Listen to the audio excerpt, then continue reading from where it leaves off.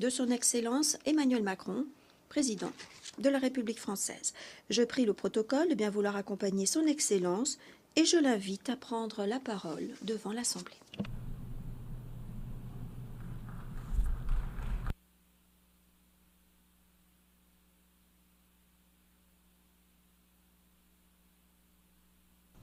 Monsieur le Président de l'Assemblée générale, Mesdames et Messieurs les chefs d'État et de gouvernement, Mesdames et Messieurs les ministres, Mesdames et Messieurs les ambassadeurs, je m'exprime ici au nom d'un pays qui n'oubliera jamais ce dont les nations sont capables quand elles sont unies.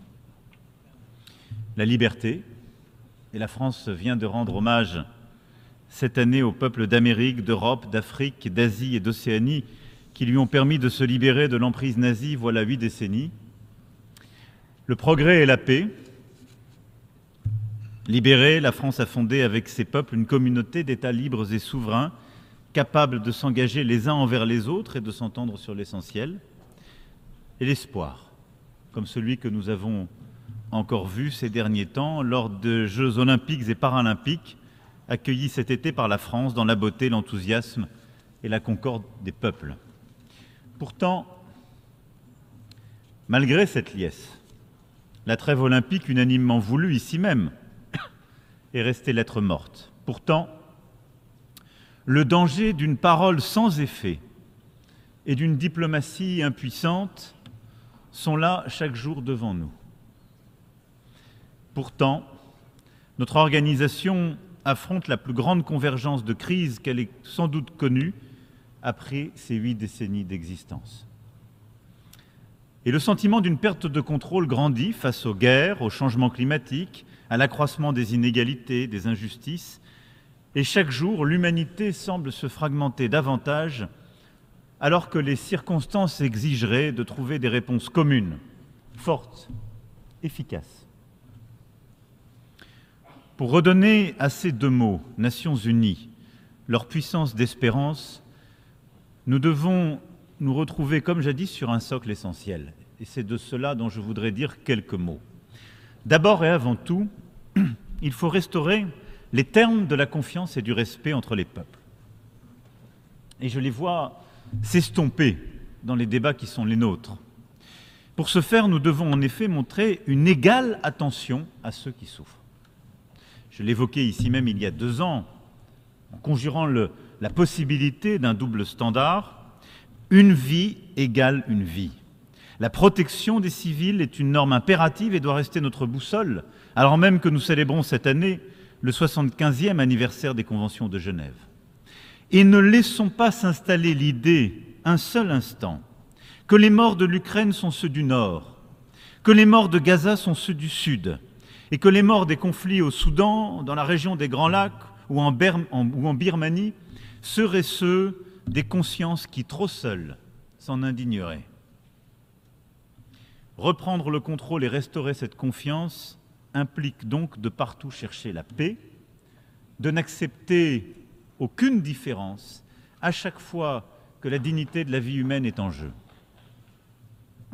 De n'accepter aucune différence à chaque fois que l'intégrité territoriale, la souveraineté des États est en jeu.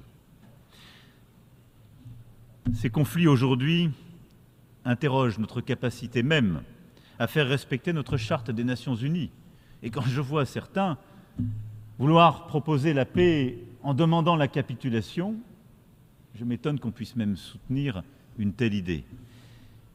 Je veux ici redire combien la protection des civils, de l'ensemble des travailleurs humanitaires, de toutes celles et ceux qui œuvrent à nos valeurs communes est indispensable dans chacun de ces conflits.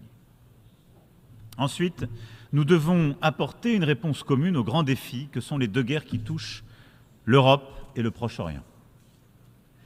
La Russie, en effet, mène en Ukraine une guerre de conquête territoriale au mépris des principes les plus fondamentaux de la vie internationale.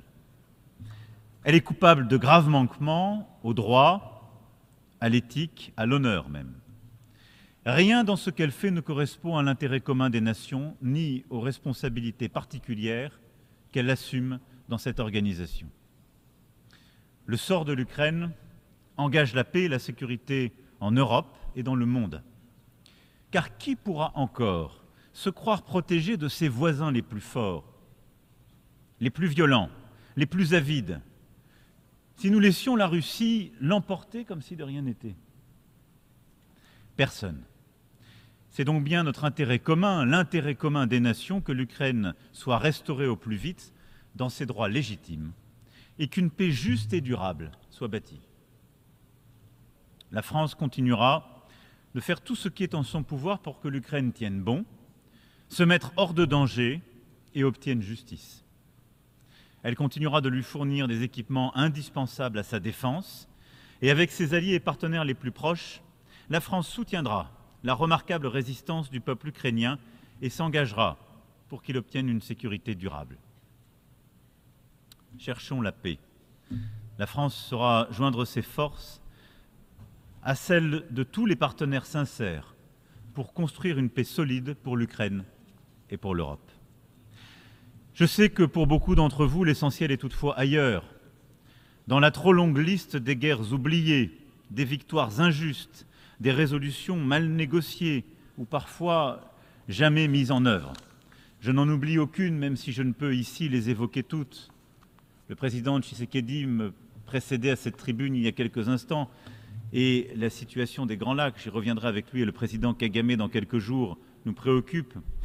Et en Arménie, Monsieur le Premier ministre, aux côtés de laquelle la France se tient fermement face aux pressions de l'Azerbaïdjan et aux tensions territoriales, la communauté internationale doit être là pour que les négociations de paix aboutissent et que les frontières internationalement reconnues soient préservées.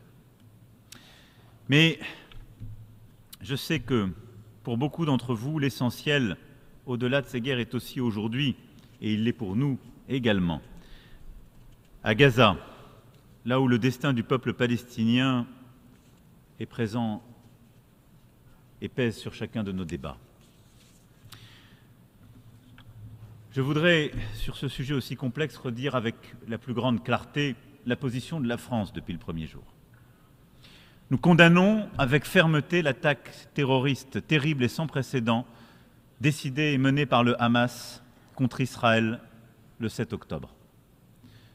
Le terrorisme est inacceptable, quelles qu'en soient les causes, et nous pleurons ici les victimes de l'attaque du Hamas du 7 octobre dernier, parmi lesquelles 48 citoyens français. J'adresse mes pensées de compassion, d'amitié à toutes les familles qui vivent dans la douleur d'avoir perdu des enfants, des parents, des amis le 7 octobre.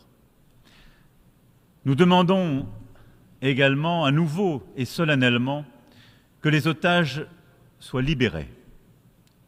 Parmi eux, plusieurs de nos compatriotes français demeurent. Et je veux ici saluer les efforts des États-Unis d'Amérique, de l'Égypte et du Qatar pour y parvenir. Cela demeure une priorité pour nous tous. Israël, face à cette attaque terroriste, a le droit légitime de protéger les siens et d'enlever au Hamas les moyens de l'attaquer à nouveau. Et aucun d'entre nous n'aurait subi les coups reçus le 7 octobre sans en tirer des conséquences. Pour autant, la guerre qu'Israël mène à Gaza n'a que trop duré. Les dizaines de milliers de victimes civiles palestiniennes n'ont aucune justification, aucune explication. Trop d'innocents sont morts, et nous portons aussi leur deuil. Et ces morts sont eux aussi un scandale pour l'humanité et une source dangereuse de haine, de ressentiment, qui menace et qui menacera la sécurité de tous, dont celle d'Israël demain. Il faut donc que cette guerre cesse et que le cessez-le-feu intervienne au plus vite, en même temps que les otages soient libérés et que l'aide humanitaire arrive massivement à Gaza. Cette position, nous la tenons depuis octobre 2023. Poussant des résolutions avec nombre d'entre vous, tenant la première conférence humanitaire pour Gaza dès novembre 2023 à Paris. C'est aujourd'hui une question de volonté politique au vu de la destruction des capacités militaires du Hamas. Il est impératif qu'une nouvelle phase s'ouvre à Gaza, que les armes se taisent, que les humanitaires reviennent, que les populations civiles enfin soient protégées. La France participera à toute initiative qui sauvera des vies et qui permettra d'assurer la sécurité de tous.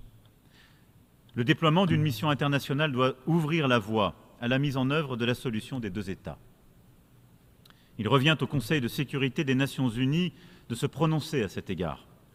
Et il faut aussi que soient prises sans plus attendre les dispositions nécessaires pour préserver le lien entre Gaza et la Cisjordanie, pour restaurer l'autorité palestinienne dans ses fonctions et pour assurer la reconstruction du territoire et rendre à nouveau possible la vie, tout simplement.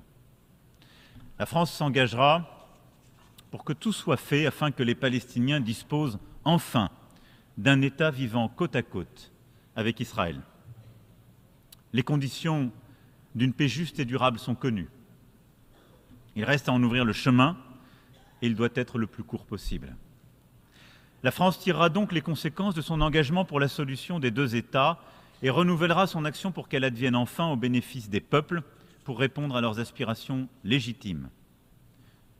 Faire advenir un État palestinien, donner toutes les garanties nécessaires à Israël pour sa sécurité, bâtir des reconnaissances réciproques et des garanties de sécurité communes pour tous dans la région. Nous y travaillerons au cours des prochaines semaines avec Israéliens et Palestiniens comme avec tous nos partenaires régionaux et internationaux. Et dans l'immédiat, au moment où nous nous parlons, le risque principal est celui de l'escalade. Mes pensées fraternelles vont au Liban et au peuple libanais. Le Hezbollah prend depuis trop longtemps le risque insoutenable d'entraîner le Liban dans la guerre. Israël, quant à lui, ne peut sans conséquence étendre ses opérations au Liban. La France exige le respect par chacun de ses obligations le long de la ligne bleue. Nous agirons donc pour faire émerger une voie diplomatique indispensable afin d'épargner les populations civiles et empêcher une explosion régionale. Il ne doit pas, il ne peut pas y avoir de guerre au Liban. C'est pourquoi nous appelons avec force Israël à cesser l'escalade au Liban et le Hezbollah à cesser les tirs vers Israël. Nous appelons avec force tous ceux qui leur en fournissent les moyens à cesser de le faire. Nous avons demandé que le Conseil de sécurité puisse se réunir dès aujourd'hui à cette fin, et je m'en félicite, et le ministre français se rendra en cette fin de semaine au Liban. C'est la même unité dont nous devons faire preuve face aux grands défis régionaux et aux défis mondiaux qui sont les nôtres. Car au-delà des conflits que nous connaissons et que je viens d'évoquer, il nous faut ensemble continuer d'assurer le respect de la souveraineté de chacun, de bâtir des solutions régionales et internationales face aux défis. C'est tout le sens de la relation que nous voulons avec l'Afrique. Un nouveau partenariat, et c'est ce que depuis 2 ans, nous œuvrons à faire. La France a beaucoup fait ces dernières années pour le continent africain. Elle a beaucoup fait ces dernières décennies, mais tout particulièrement au Sahel, où les armées françaises ont combattu avec succès le terrorisme, côte à côte avec leurs partenaires régionaux et internationaux. Toutefois, les coups d'État militaires dans la région nous ont conduits à en tirer les conclusions légitimes. Mais l'Europe et l'Afrique ont devant elles un destin commun qui exige un partenariat large. Partenariat de paix et de sécurité qui suppose d'en renouveler les termes, plus de formation, plus d'équipement, plus de respect réciproque. Partenariat également reposant sur l'économie, l'énergie, le sport, la culture, la mémoire. C'est ce qu'avec le Bénin, le Sénégal, le Cameroun, l'Algérie, le Maroc et beaucoup d'autres pays, nous avons patiemment construit ces dernières années et que nous continuerons de mettre en œuvre. C'est la même philosophie qui, depuis 6 ans maintenant, nous conduit à bâtir un partenariat inédit avec l'Indo-Pacifique, où la France a pour ambition de contribuer au respect du droit international, sans lequel il ne saurait y avoir de prospérité. Dans cette région qui a connu un essor exceptionnel au cours des dernières décennies, certains ont la tentation de s'affranchir des règles, voire d'imposer leur volonté par la force. La France propose une alternative, non pas pour se substituer à quiconque, mais pour redonner aux États de la région la possibilité de choisir leurs partenaires projet par projet. Les territoires français de l'Indo-Pacifique disposent d'une expertise unique dans la lutte contre le changement climatique, la protection de la biodiversité, le développement des énergies propres ou la lutte contre les menaces transnationales. Et notre vocation à cet égard dans la région est de coopérer davantage avec tous dans leur environnement. Vous l'avez compris, cette logique partenariale, c'est celle qui vise à bâtir de nouveaux équilibres, à refuser la fragmentation du monde ou les grammaires anciennes, mais à chercher, dans un respect réciproque, à bâtir les chemins de stabilité et de paix.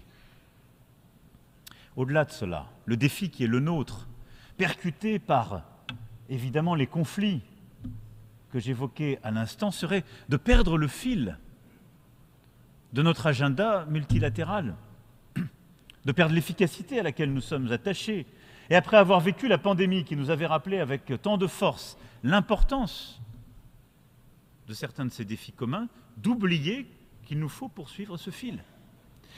Je crois profondément que le multilatéralisme efficace n'a jamais été aussi nécessaire qu'aujourd'hui et doit conduire à des résultats en matière de développement et de lutte contre les inégalités, d'éducation, de santé, de climat et de biodiversité et de technologie. Sur chacun de ces piliers, nous avons besoin d'unité. Et nous avons besoin, là aussi, de tout faire pour éviter la fracture entre le Nord et le Sud. C'est exactement la philosophie que nous avons développée dans le pacte de Paris pour les peuples et la planète que plus de 60 États ont désormais rejoint. D'abord, s'assurer que jamais nous ne poussons un État à choisir entre ses objectifs.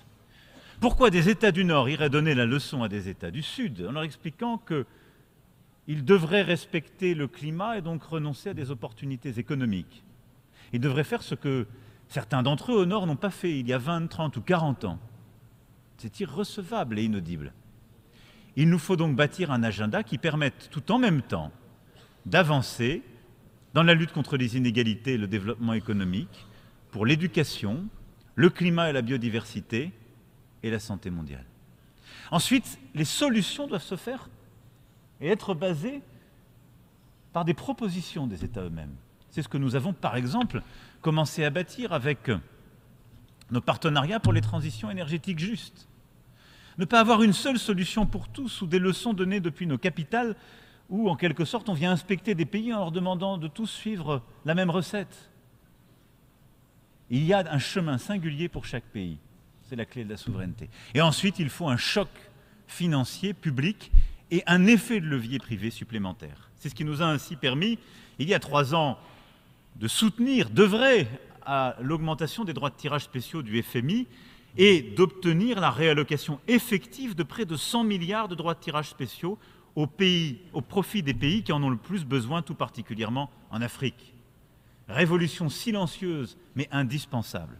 C'est pourquoi aussi, fort de ce pacte, et nous étions avec plusieurs des membres à l'instant, sous l'autorité efficace du président Macky Sall et avec le concours des Nations Unies, de l'OCDE et des organisations concernées, nous voulons poursuivre ce cycle de réformes et mener une réforme profonde des banques multilatérales, de nos institutions financières.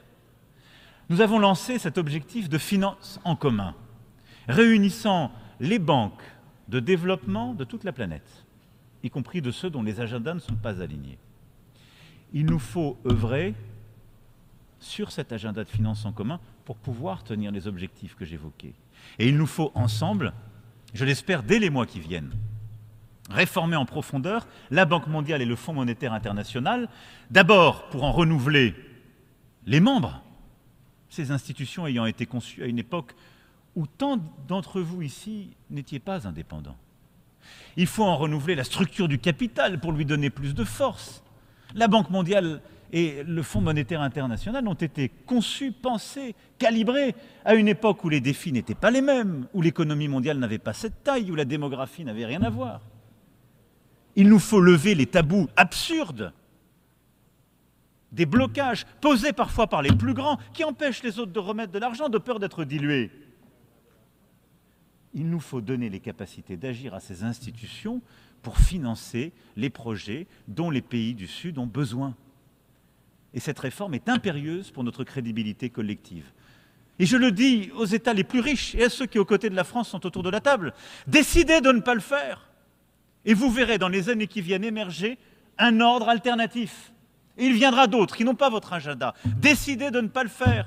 Et vous serez voué aux gémonies, accusés de cynisme. Et peut-être pas à tort. Cette réforme du multilatéralisme financier est indispensable pour relever ces défis. Il nous faut aussi poursuivre notre agenda en matière de climat, de biodiversité.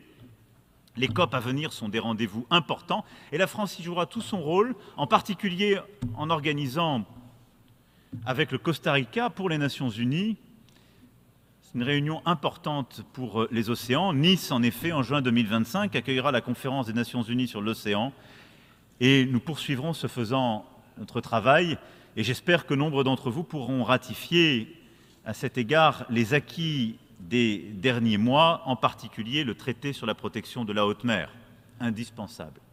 Et nous continuons à avancer aussi sur la question de l'eau, si indispensable, avec le nouveau sommet One Planet sur l'eau, aux côtés du Kazakhstan et de l'Arabie Saoudite. Je ne grainerai pas ici tous les sujets nécessaires, indispensables, mais je veux aussi rappeler combien l'intelligence artificielle suppose que dans notre enceinte, tous les États ici présents se coordonnent. Nous avons besoin de favoriser l'innovation.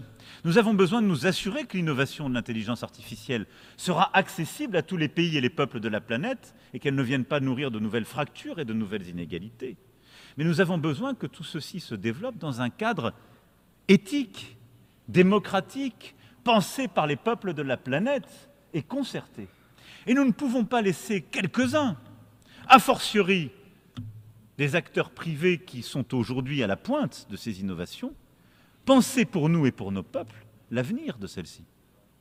C'est pourquoi la France organisera en février 2025 le prochain sommet d'action pour l'intelligence artificielle, mais vous l'avez compris, l'objectif est de construire ce cadre commun et je me félicite des travaux qui ont été conduits et coordonnés par le secrétaire général et du pacte numérique mondial bâti avec les meilleurs experts qui porte totalement cette philosophie dans laquelle nous nous inscrivons. Pour finir mon propos, mesdames et messieurs, et ayant conscience que j'ai oublié là tant de situations difficiles, du Venezuela au cœur de l'Afrique en passant par tant de tensions océaniennes, je voudrais conclure en parlant de nos institutions. J'entends beaucoup de voix s'élever pour dire qu'au fond, les Nations Unies seraient à mettre à la poubelle. Ça ne sert plus à rien, vous voyez bien, on n'arrive pas à régler les conflits. Ayons en la matière une impatience constructive. Ayons de l'impatience, je l'ai avec vous, on ne peut pas se satisfaire de ne pas savoir régler les choses.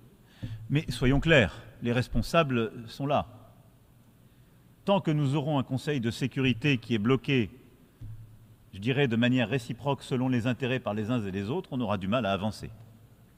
Est-ce qu'il y a un meilleur système? Je ne le crois pas. Et donc rendons simplement ces Nations Unies plus efficaces, d'abord en les rendant peut-être plus représentatifs. C'est pourquoi la France, et je le redis ici, est favorable à ce que le Conseil de sécurité soit élargi.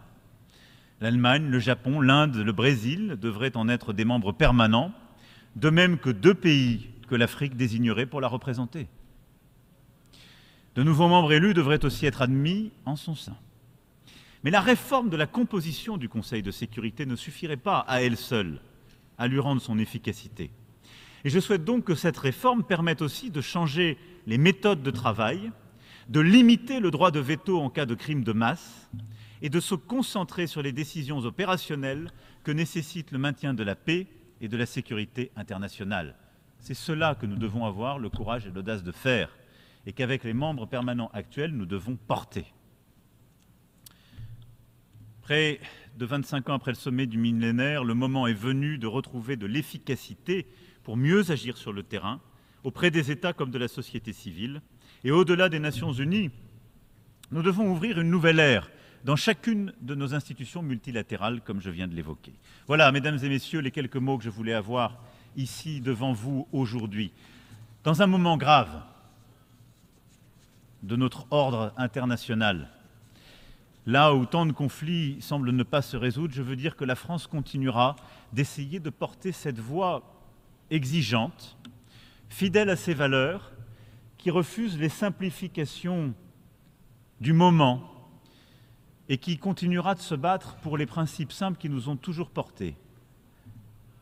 la dignité humaine, le respect des principes de la Charte, et qui, au-delà de conflits et de l'actualité, a vocation à continuer à bâtir avec vous un ordre international plus juste et plus efficace. Telle sera notre voie, toujours singulière, aux côtés de nos amis, nos alliés, mais libre aussi, parfois de dire non, quelquefois